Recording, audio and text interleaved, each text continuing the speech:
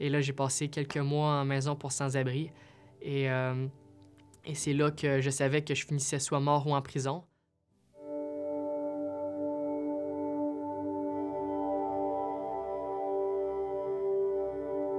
Je dirais qu'en grandissant, j'ai pas nécessairement manqué d'amour, mais c'est pas nécessairement ce qui m'a empêché d'avoir certaines blessures. Au primaire, de un, j'étais toujours le plus petit de classe, donc pour les sports, j'étais toujours choisi en dernier. Donc subconsciemment, ça m'a dit intérieurement que euh, mon corps est défectueux.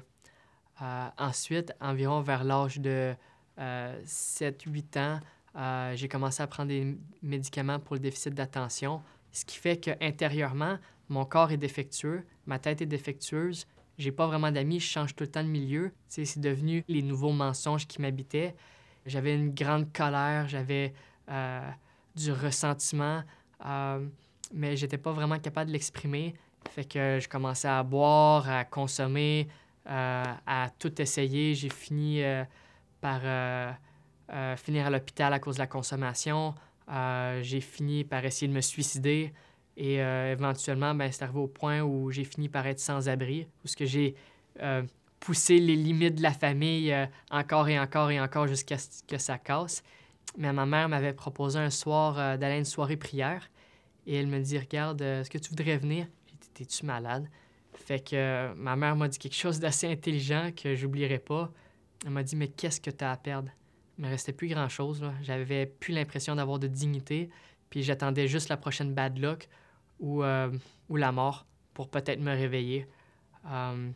Fait que du coup, je suis allé, puis c'est là que j'ai entendu parler d'une communauté qui pourrait m'aider. Ma communauté, c'est le Chinacolo. Et si je peux résumer de façon brève, c'est une école de vie. Je dirais où ce que j'ai appris vraiment à être un homme. J'ai appris à aimer, à me laisser aimer. Parce que ça, c'était pas facile, surtout que je savais pas si je pouvais être aimé, si j'étais aimable. Mais c'est vraiment comme une communauté qui permet un chemin de guérison et un chemin vers Dieu.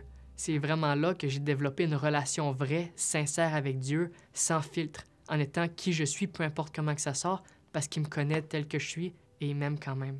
Puis au travers de mon chemin communautaire, j'ai pu vraiment explorer ces blessures-là que j'ai exprimées plus tôt au niveau de mon physique, ma tête, mes relations, puis voir que l'amour, c'est pas nécessairement juste les feelings, que, tu sais, une personne tient assez à moi qu'elle va me dire la vérité. Fait que de dire les choses qui sont difficiles par amour, c'est vraiment ce qui moi, m'a changé.